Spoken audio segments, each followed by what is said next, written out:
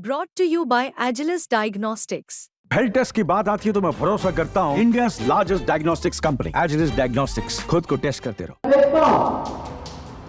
एक तबका अपने आप का जन्मसिद्ध अधिकार मान लेता है जब वह हिंदू धर्म के देवी देवताओं के खिलाफ अपमानजनक टिप्पणी करते हैं, हिंदुओं के मान चिन्हों को अपमानित करते हैं, मूर्तियों को खंडित करते हैं, उसको अपना जन्मसिद्ध अधिकार समझते हैं। हिंदुओं की ओर से तो कोई प्रतिक्रिया नहीं होती। परम धर्म है, लेकिन अगर राष्ट्र की रक्षा करने के लिए, धर्म की रक्षा करने के लिए, निर्दोष लोगों को बचाने के लिए हिंसा करनी पड़े तो धर्म सम्मत मान्य है। धर्म की रक्षा के लिए हम लोग देश की रक्षा करने के लिए फिर धर्म सम्मत उस हिंसा के पक्षधर भी हैं जो भारत की जनता को सुरक्षा प्रदान कर सके। हमारा हिंदू धर्म किसी का अहित नहीं चाहता, वह स्पष्ट कहता अहिंसा परमो धर्म, लेकिन ये भी जोड़ता है धर्म हिंसा तथैव च, यानी अहिंसा परम धर्म है, लेकिन अगर राष्ट्र की रक्षा करने के लिए, धर्म की रक्षा करने के लिए, निर्दोष लोगों को बचाने के लिए हिंसा करनी पड़े तो धर्म सम्मत मान्य है। और यह आह्वान भारत का शास्त्र करता है और यही आह्वान स्वामी प्रणवानंद जी ने भारत सेवाश्रम संघ की स्थापना के समय कहा था, किया था कि अहिंसा परमो धर्म, जो हमारा पहला पक्ष है, जो पक्ष कहता है हम सेवा के कार्य के साथ जुड़े, दीन दुखियों की सेवा के लिए अपना जीवन समर्पित करिए। सैकड़ों की संख्या में आए हुए सन्यासी इसके उदाहरण हैं।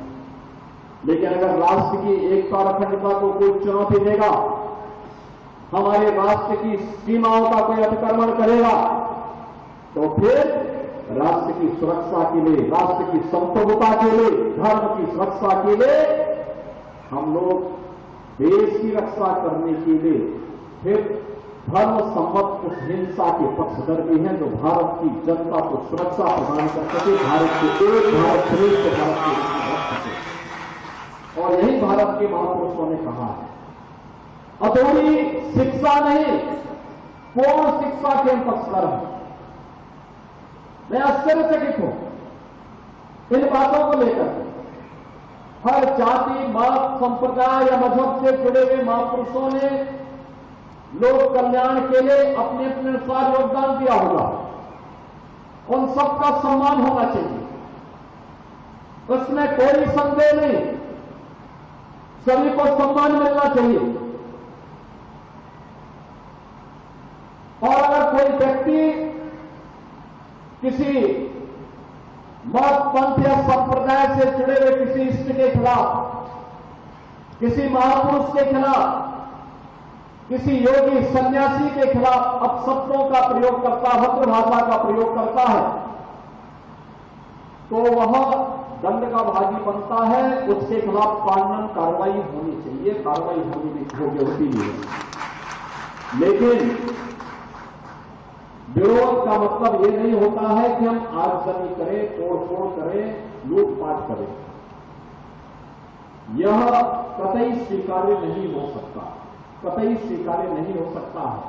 और इसीलिए मैं देखता हूं एक तबका अपने आप का जन्मसिद्ध अधिकार मान लेता है जब वह हिंदू धर्म के देवी देवताओं के खिलाफ अपमानजनक टिप्पणी करते हैं, हिंदुओं के मान चिन्हों को अपमानित करते हैं, मूर्तियों को खंडित करते हैं, उसको अपना जन्मसिद्ध अधिकार समझते हैं। हिंदुओं की ओर से तो कोई प्रतिक्रिया नहीं होती।